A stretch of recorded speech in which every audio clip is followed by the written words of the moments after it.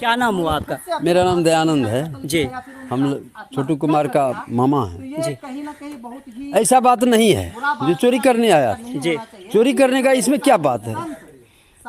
चोरी करने का प्रेम मोहब्बत का बात उनका जो बूढ़ी बोल रही है ना, उसका पोती थी वो जी आरती। जी मेरा ये भगना था, वो तो अभी गलती बोल रहा है ना कि जैसा बात वो चोरी करने के लिए आया। छोटू चोरी करने के लिए काहे जाएगा? ऐसा अच्छा, आरती की दादी का एक वीडियो आया है जिसमें वो कह रही है कि लड़का छोटू जब आया था तो गहने और रुपए चुरा करके ले गया, जबकि आरती के मामा का इससे साफ इनकार है कि ऐसा कुछ नहीं हुआ था। और आज वो आरती छोटू के घर पे है, अपना घर छोड़ के।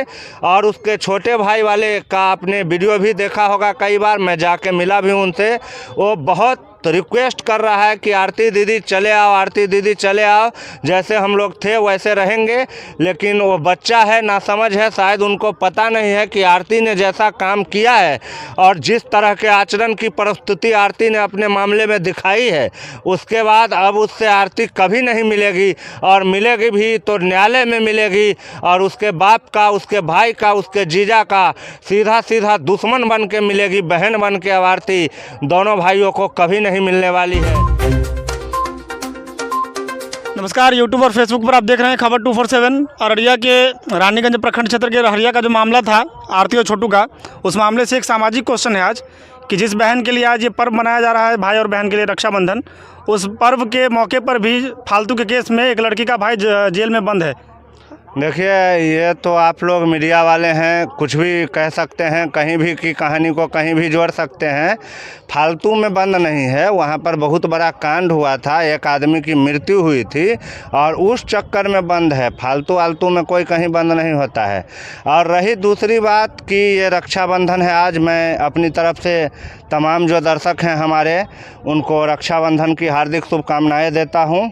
और मैं सभी भाइयों को ये कहने के लिए आज यहाँ पर आया हूँ कि आप लोग भी कसम खाइए कि आप अपनी बहन की रक्षा किसी भी हालत में करेंगे।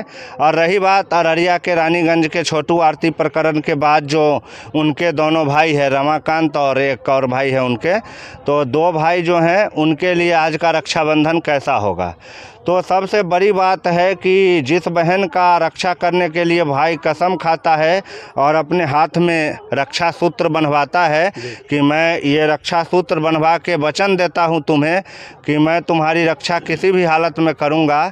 तो इस केस में ऐसा है कि एक बहन ने ही अपने भाई को ऐसे जगह पे पहुँचा दिया है, चाहे जिस भी वजह से हो, लेकिन एक बहन ने अपने भाई को ऐसी जगह पे पहुंचा दिया है जहां पर वो उसको राखी नहीं बांध सकती है। और वो भाई अगर अब उस जेल से बाहर भी, मान लीजिए 2-4 साल की सज़ा काट करके वो भाई बाहर भी आता है, तो क्या आपको लगता है कि वो भाई कभी भी अपने आरती जैसे बहन से रक्षा बंधवाएगा और कभी उससे प्रॉमिस करेगा कि मैं तुम्हारा रक्षा करूँगा ज़िंदगी भर? एक हल्का सा रक्षा करने के चक्कर में ये जो पूरा कांड है अररिया का आरती छोटू वाला, ये मेनली रक्षा करने के चक्कर में ही हुआ है। यहाँ पर बात बिल्कुल क्लियर से अब उभर करके आ रही है कि आरती और छोटू का जो है प्रकरण गलत रास्ते पर चल रहा था। गांव के तमाम लोग उनके परिवार को ताना कसते थे कि तुम्हारे घर में चोर आ रहा है। गांव घर का ये भाषा होता है कि कोई गलत काम अगर होता है तो उसको बढ़िया शब्दों के द्वारा ही व्यक्त किया जाता है, खुल करके नहीं कहा जाता है गांव घर में कि तुम्हारे बहन से मिलने रात को कोई लड़का आता है। उसको इस तरह बना करके कहा जाता है ताकि सत्य बात हम उनको बता भी दें और उनको अप्रिय भी नहीं लगे। तुम्हारे घर चोर आता है, तो उस चोर से आरती का भाई अपने बहन का रक्षा करने के लिए ही भिड़ा था और आवेशित हो जाने के कारण इस तरह की घटना ने बड़ा रंग ले लिया। और आज वो आरती छोटू के घर पे है, अपना घर छोड़ के। और उसके छोटे भाई वाले का आपने वीडियो भी देखा होगा कई बार, मैं जाके मिला भी उनसे। वो बहुत रिक्वेस्ट कर रहा है कि आरती दीदी चले आओ, आरती दीदी चले आओ, जैसे हम लोग थे वैसे रहेंगे। लेकिन वो बच्चा है, नासमझ है, शायद उनको पता नहीं है कि आरती ने जैसा काम किया है और जिस तरह के आचरण की प्रस्तुति आरती ने अपने मामले में दिखाई है, उसके बाद अब उससे आरती कभी नहीं मिलेगी, और मिलेगी भी तो न्यायालय में मिलेगी। और उसके बाप का, उसके भाई का, उसके जीजा का सीधा सीधा दुश्मन बन के मिलेगी, बहन बन के। अब आरती दोनों भाइयों को कभी नहीं नहीं मिलने वाली है, क्योंकि जिस तरह की हरकतें हुई है उसके बाद बहन पर से भाई का विश्वास जरूर उठ जाएगा। अच्छा, आरती छोटू का जो मामला है इसको लेकर के दिल्ली में एक बड़े बड़े कानूनविदों की मीटिंग हुई है, तो क्या इस ऐसे मामलों को देश की राजधानी में शिफ्ट करना, ट्रांसफ़र करना कितना अच्छा है? ये मामला अभी देश के राजधानी में ट्रांसफ़र नहीं हो रही है। बड़े बड़े जो लोग बैठे हैं उसमें बार एसोसिएशन के अध्यक्ष भी थे और बड़े बड़े नेता थे, सांसद थे, विधायक थे। उन लोगों ने आपस में एक संगोष्ठी की कि इस तरह के मामले जब हो जाते हैं तो क्या करना चाहिए या इस तरह के मामलों को किस तरह रोका जाना चाहिए। और बड़े जो लोग होते हैं वो बड़े होते हैं। एक बहुत बड़ी कहावत है, इधर की बात करते हो उधर की बात करते हो, बड़े लोग हो आप साहब कुछ भी बात करते हो। तो बड़े लोग हैं, उनकी बड़ी बात किस चीज़ पर बैठक कर लेंगे। वो जितने भी लोग बैठे थे उन सभी लोगों को पता है कि भारत में अभी एक गैस का सिलेंडर 1200 रुपये में बिकता है। भारत में अभी जो फेयर है बस का, टेम्पो का, टैक्सी का, वो 10 रुपया जो था वो 100 रुपया हो चुका है। भारत में अभी महंगाई पूरे विश्व में 7वें नंबर पर है, मतलब 6 ही देश ऐसे हैं जिसमें भारत से कम महंगाई है, बाकी 7वां नंबर भारत का है। उस मामलों पे बैठक करने के लिए उन लोगों के पास कोई समय नहीं है। कभी किसी भी नेता का वक्तव्य आप नहीं सुनिएगा कि गैस 1200 रुपये हो गया, इसके लिए मोदी जी को घेरने के लिए मीटिंग चल रही है या गैस मंत्रालय को घेरने के लिए मीटिंग चल रही है। लेकिन आरती छोटू, ये लड़का उसके साथ भाग गया, वो लड़की उसके लिए जान दे दिया, तो आज जाह्नवी कपूर ने कैसा कपड़ा पहना, तो आज आमिर खान ने क्या कहा, शाहरुख खान अमेरिका में अरेस्ट हो गया। ये जितने भी भारत के बड़े लोग हैं, बड़े लोग, उन बड़े लोगों को यही काम रह गया है कि मुद्दों पे डिस्कस करेंगे, एसी वाले हॉल से निकलेंगे, एसी वाले गाड़ी में बैठेंगे और एसी वाले गाड़ी में बैठकर एसी वाले रूम में चले जाएंगे, हो गया। वो लोग कुछ करने धरने वाले नहीं, कोई दिल्ली फिल्ली शिफ्ट नहीं होने वाला है। इस मामले में अररिया सत्र न्यायालय पूरी तन्मयता से कार्रवाई कर रहे हैं और वहाँ के जो न्यायाधीशों की टीम है वो बिल्कुल निष्पक्ष जाँच कराने के पक्ष में है। अगर अब ऐसी भी बातें आ रही है कि अगर अररिया के जो लोकल पुलिस थाना है, एसपी है, वो जांच करने में अपने आप को अक्षम समझ रहे हैं, तो न्यायालय द्वारा रिटायर्ड मजिस्ट्रेट की टीम बनाई जाएगी और वो इस मामले को जांच करेगी। पूरा मामला कानून के हाथ में और इधर लोग हाय तौबा मचाया हुआ है, उधर बैठक कर रहा है। एगो हिना खान उधर से बयान देती है, नुपुर शर्मा उधर से देती है, उसीमा कुशवाहा उधर से, एगो वकील है AK सिंह वो अलगे बचाने में चला है आरती को। ये साला पूरा प्रोपगेंडा जो है ना, वो कभी कभी तो भेजे में आता है और कभी कभी ऊपर से चला जाता है। अजय देवगन का एक फिल्म है, उसमें वो बोलता है मैं दिल में आता हूँ दिमाग में नहीं।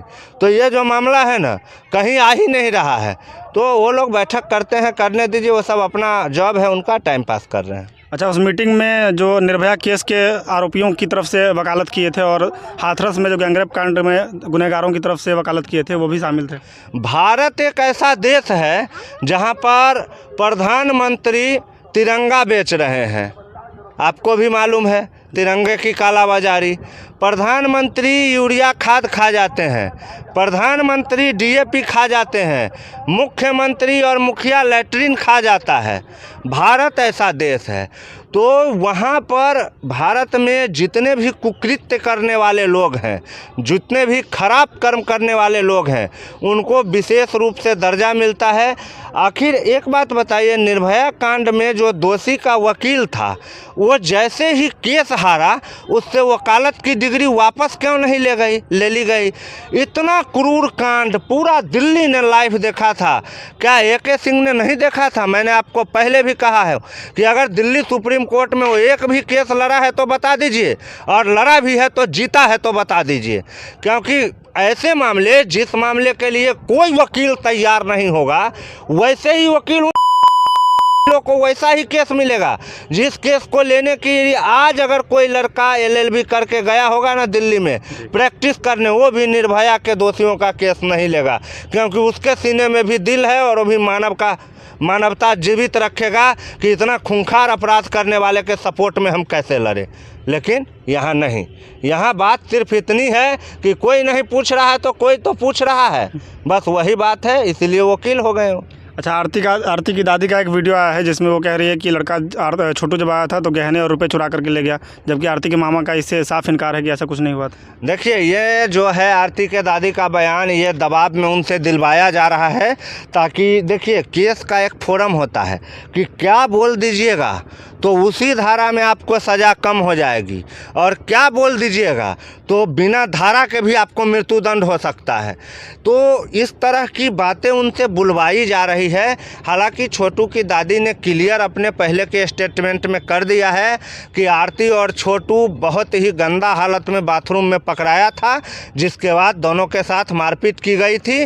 अब बार बार उनको कुरो दिएगा। मैंने तो ये भी मालूम किया है, वहाँ पे गए तो मालूम हुआ कि अब आरती की दादी जो है ना, वो मीडिया वाले को देखकर मारने के लिए दौड़ती है, डंडा वंडा लेकर के, और गाली देती है, भाग सरधुआ, भाग गुखौका। हम लोग के इधर बिहार में ग्रामीण स्तर पर इस तरह का गालियों का काफ़ी प्रचलन है, जो अच्छा भी लगता है सुनने में, लेकिन होता है वो गाली। तो इस तरह उसका दादी भगा रहा है। वो परेशान हो चुकी है, वृद्ध आदमी है, खाने पीने का ठिकाना नहीं है, सबका तबीयत मोटा मोटी गड़बड़ चल रहा है, घर में अजीब हालत है, बेटा जेल में है, पोता जेल में है, और आप उसको मुंह में माइक ऐसे घुसेरते रहिएगा, वो पितैबे करेगा, कुछ बोलेगा। आरती जब मिनट मिनट पे यंग पर्सन होके पूरा साजिश के साजिश करता होके घंटे घंटे बदल रही है, तो दादी तो खैर बुरी माता है। और इनको भी गांव समाज वहाँ के नेता लोग जो सिखाते हैं कि दादी अब ऐसा नहीं ऐसा बोलना है, वैसा बोलने की वो कोशिश करती है, लेकिन असफल हो जाती है। उतनी बड़ी खिलाड़ी तो वो है नहीं। अच्छा, अंतिम प्रश्न है कि इस घटनाक्रम के लगभग 1.5 से 2 महीने हो गए हैं। तमाम रिपोर्ट्स के बाद आगामी कार्यक्रमों में क्या क्या हो सकता है? आगामी कार्यक्रमों में जो पुलिस है, अररिया प्रशासन की व्यवस्था है, उस पे अब भारी पड़ रहे हैं छोटू के पिताजी और छोटू के भाई, और प्रशासन को बहुत बार रोक टोक हो रहा है। तो आगामी जल्दी ही या तो अररिया प्रशासन चार्जशीट जो है उसको अदालत में भेज देगी और अग्रतर कार्रवाई के लिए अदालत से गुजारिश करेगी, या अदालत स्वतः संज्ञान लेकर के इसमें रिटायर्ड मजिस्ट्रेट की टीम जो है जांच के लिए बैठाएगी, और फिर मामले का उद्भेदन होगा। और वैसे अगर देखा जाए तो मामला बिल्कुल खुली किताब की तरह है। किसने क्या किया है सबको मालूम है, और किसने क्या क्या करवाया है वो भी सबको मालूम है, और कौन क्या क्या करवा के अभी कहाँ पर है ये भी सबको मालूम है। और देखिए, ऊपर वाले के घर में देर जरूर है, अंधेर नहीं है। छोटू की हत्या हुई तो उनके हत्यारों को तो सज़ा मिलेगी ही, लेकिन सारे कुछ के जो साजिश करता है वो भी बख्शे नहीं जाएंगे। देखते रहिए क्या क्या होता है। आने वाला समय बहुत सवालों के जवाब लेकर खड़े हैं, हम समय का इंतज़ार करना चाहिए हमें। चलिए, फेसबुक पर पेज को फॉलो कीजिए, यूट्यूब पर चैनल को सब्सक्राइब कीजिए। समय देने के लिए आपका धन्यवाद। धन्यवाद। जय हिंद।